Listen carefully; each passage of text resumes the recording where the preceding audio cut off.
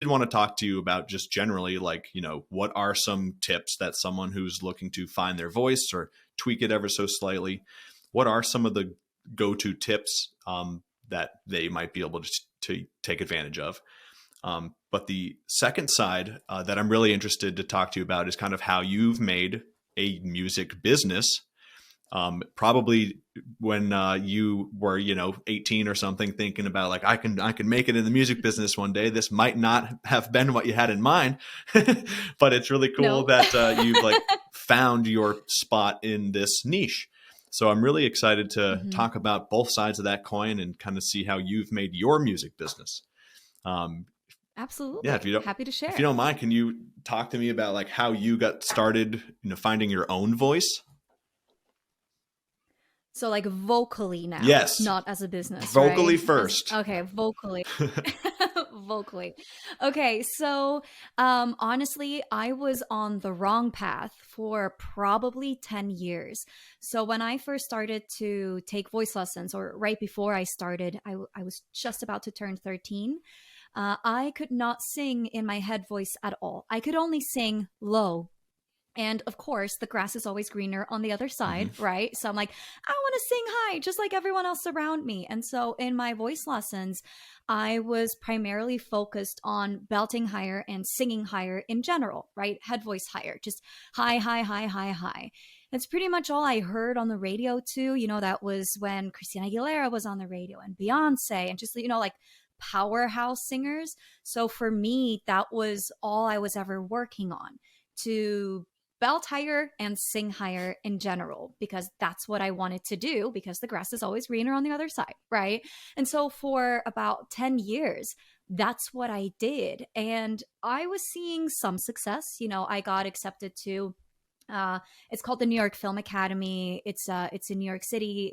It's a film school, but also musical theater. So I got my musical theater diploma there. I did a 2-year program there. And then after that, I got accepted to the Berklee College of Music. I got my degree in vocal performance, songwriting, and music business from there. I got into those schools. I was part of those performances, but it never felt like I was like on the right path. To me, it was like, yeah, I'm making it, quote unquote, making it in school.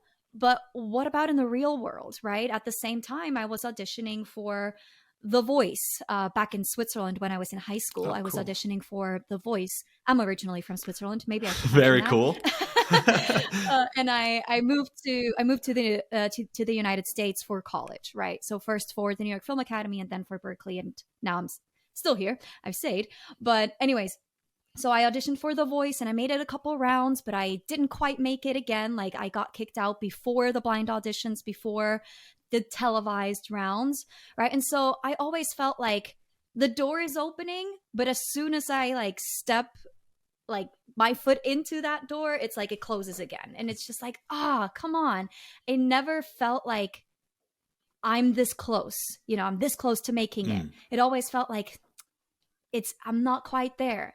And it wasn't until so at Berklee, I was taking a class and it was pop, rock, and country singing. And it was a group setting. And one week, like every week, we had to sing a song from a different genre. And one week we had to sing a folk or Americana song. And I'm like, I don't listen to that genre. I do not know any singers from that genre. What am I supposed to sing? So I asked my teacher for some recommendations. And she was like, check out Brandi Carlile. And I'm like, all right, can do. So I sang The Story by Brandi Carlile because crazy belt notes, right? That's still in my head. That's what I wanted to do. I wanted to be known as a belter, like Demi Lovato, for example, right?